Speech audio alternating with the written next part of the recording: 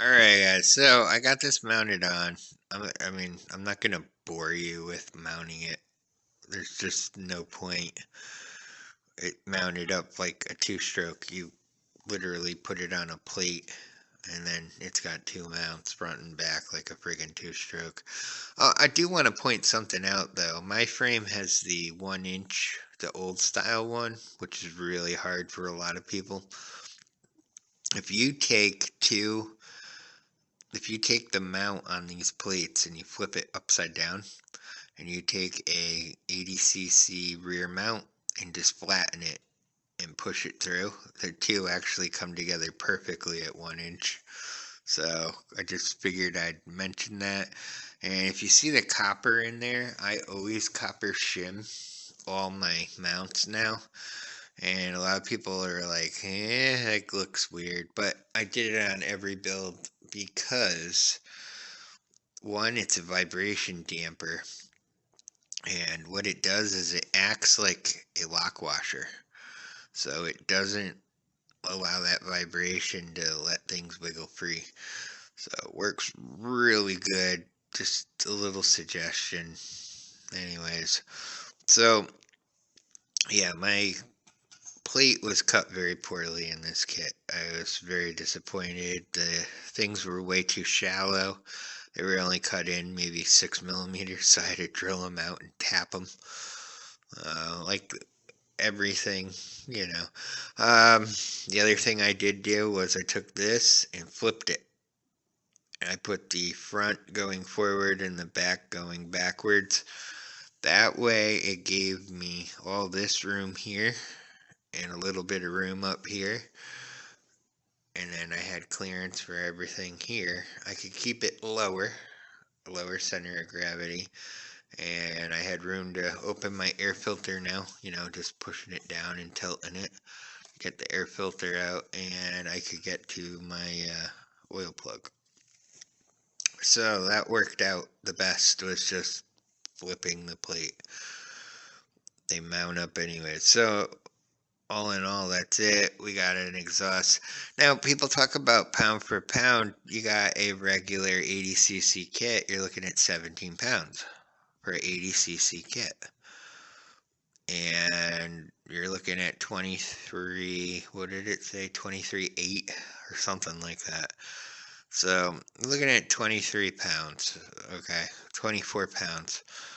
But you're not adding a chamber pipe on it, or the carb assembly, or the reed valve assembly that you're hanging off of it. So, time you're done, they're pretty equal in weight. We're not talking big bore kits here now. That's a little different. But these little kits, The biggest issue I'm going to have with this is valve float, because this is push rod. It is got a governor system in it, a little twisty centrifuge type limiter in it. We're gonna bypass that when we take it apart. There's a bunch of stuff, but I got a video on how to do that anyways way back in the day. But we're gonna do a full teardown of this engine at some point. Right now I want to stock configuration it, see how it runs. I want to get a good feel for it. And then I had a suggestion to put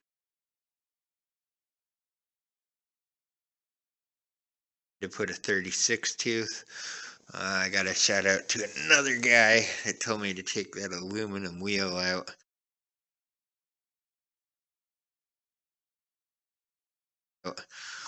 And clean it, check it, make sure it all mounted up right. My cables are just sitting here at the moment. I had aluminum shavings in mine. I guess that's pretty common. But yeah, you definitely want to take this wheel off and make sure it's all seated correctly, because it didn't look like it was seated very well either. I did take the front bezel guard off. There's no point. These engines are actually designed for the rice fluffer things that cultivate the rice in China. So, anyways, I didn't have an alignment issue like most have. I literally just put it on. Like I said, hardware garbage. Threw most of it out. I used this temporary, the hardware that came with it. I broke one right off. So I'm going to replace these with grade 6 bolts. Remember, I'm in the States, so it is what it is. But I didn't have clearance problems here. I didn't have clearance problems here. Everything lined up nice and straight. Pretty easy, straightforward. Even with the 36 tooth, I'll have less clearance issues because everything bends in there and, there by that point. So, but, yeah, I got a little ways to go. I got to put brakes on this yet. Bunch of boxes back there. Sorry, forgive me. It was all that crap that's coming in. And then I got to put brakes up here. I'm going to actually use these handlebars. I gave this a lot of thought. And I was sitting here today. I was looking at this and I'm like, I don't know, it's just got an old school feel to it. And I figured, what the heck, I'm gonna do it. They're kind of tilted down. They remind me of calf racer bars. This thing's just kind of there, but, it kind of got the old calf racer type feel to it. So, I don't know.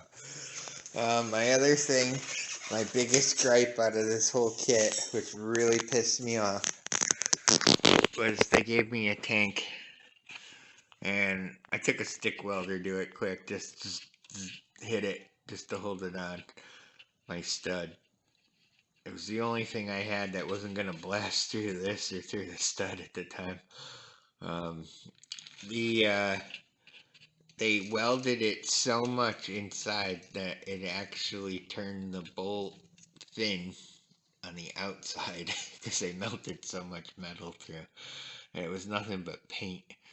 So there was another one on there too, and I hit it quick once just to hold it in place. But yeah, that's all I had at the time, just to tack it, was a stick welder. So I didn't feel like dragging everything else out.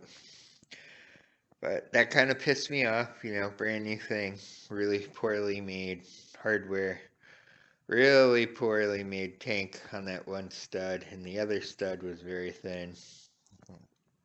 I don't know. All in all. And then the back plate that came with it was one of the galvanized kind, which is really cheapo. So I give the kit, the engine itself, probably a plus with the belt drive on it. That's like a 10 out of 10. Everything else that came in the kit, I would just throw it out. And my exhaust came dented. Yeah, it just pisses you off. It's one of those things. I don't know if I can find it on here. I mean, if you see it, it's all dented up. I got a dent here, it's a dent over here somewheres. You buy something brand new. They packaged it where it was just, everything was rolling in the box. So, but anyways, that's where we're at. I'm going to overcome the valve float issue. We're going to fix the, the biggest problem most say is that the centrifugal clutch comes apart. They show aluminum casted pieces. Mine look like they're made out of like a cobalt or a tungsten. So I'm not really sure what's going to happen. We're going to find out in the first 12 miles, like everyone says. So it was another big thing why I bought this kit. Now we're going to see what fails in it. But I plan on buying quite a few of these 4-strokes.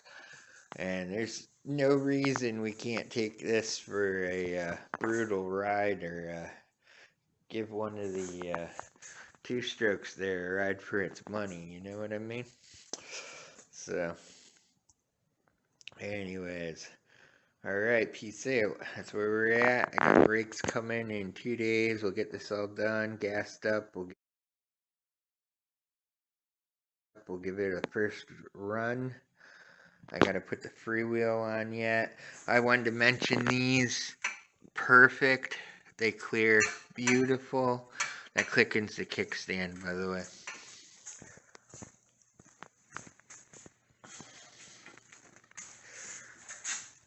But everything clears perfect. Just to give you guys a look. Very nice. I do like this a lot better than the wide, bottom axle part and then the regular arms. Very much such a better way to go. So that in this kit was one way to go. I'm using a 120 millimeter axle for my crank. So if anyone's just curious on that, that worked out really well. I'm very, very pleased with that.